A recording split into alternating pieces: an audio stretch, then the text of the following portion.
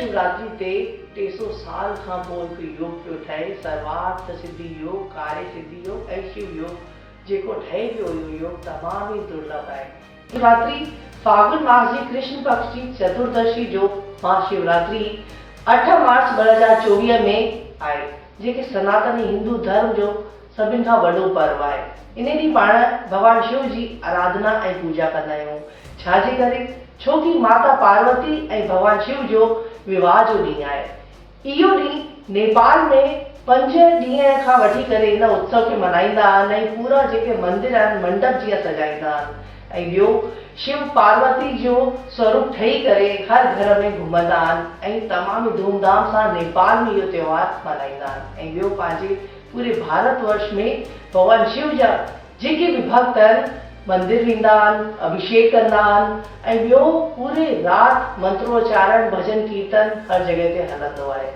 इन ॾींहुं कुंवारी कन्याऊं भी भगवान शिव जो विर्त रखंदियूं आहिनि ताकि उन्हनि खे भी सुठो वर ऐं घर मिले, उन्हनि जी भी मनोकामना पूर्ण थींदी आहे। जेको सच्चे भावना सां भगवान शिव खे आराधंदो आहे, पूजंदो आहे, त उन्हनि खे भी वर घर सुठा मिलंदा आहिनि, इहा भी मान्यता आहे।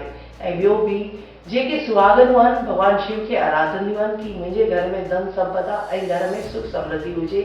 सभई इन ॾींहुं उपवास रखंदा आहिनि, पूजा पाठ कंदा आहिनि ऐं पंचामृत सां अभिषेक कंदा आहिनि। ॿियो, इहा भी मान्यता आहे कि ज्योतिर्लिंग जे इन ॾींहुं भगवान शिव लिंग रूप में स्थापित थिया हुआ, त सभिनि खां सर्वप्रथम ब्रह्मा जी ऐं भगवान विष्णु जी इन्हनि जी पूजा कई हुई।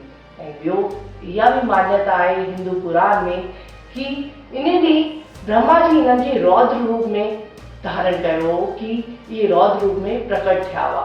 ऐं ॿियो, इहा भी मान्यता आहे कि देवताओं ऐं राक्षसनि जे विच में युद्ध थियो हो, त समुद्र मंथन जे वक़्तु जेको कलश निकितो, उहो विष वारो कलश भगवान शिव उनखे पी रखियो ऐं जेको उन्हनि जे गले में जेको पाण नीलकंठ चवंदा आहियूं, उहो विष भगवान शिव पीतो हो। ऐं ॿियो जेको हिन शिवरात्रि ते 300 साल खां पोइ हिकु योग पियो ठहे, सर्वार्थ सिद्धि योग, कार्य सिद्धि योग ऐं शिव योग जेको ठहे पियो, इहो योग तमामु ई दुर्लभ आहे। इन ॾींहुं भगवान शिव हर एक जी मनोकामना पूर्ण कंदो आहे। चवंदा आहिनि न, तव्हां वटि कुझु बि न हुजे त भगवान शिव जे मंदिर वञी करे तव्हां हिकु जल जो लोटो भी चाढ़े था रखो पर भाव सां, त भगवान भोलो आहे। भगवान शिव हर एक जी मनोकामना तुरंत पूर्ण कंदो आहे।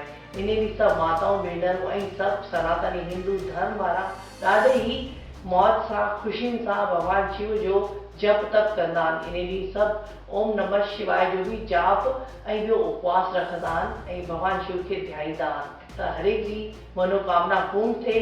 इहा ई इच्छा आहे कि भगवान शिव जो महाशिवरात्रि जो पर्व पाण धूमधाम सां मल्हायूं। इहो 8 मार्च 2024 में अची रहियो आहे। जय श्री झूलेलाल।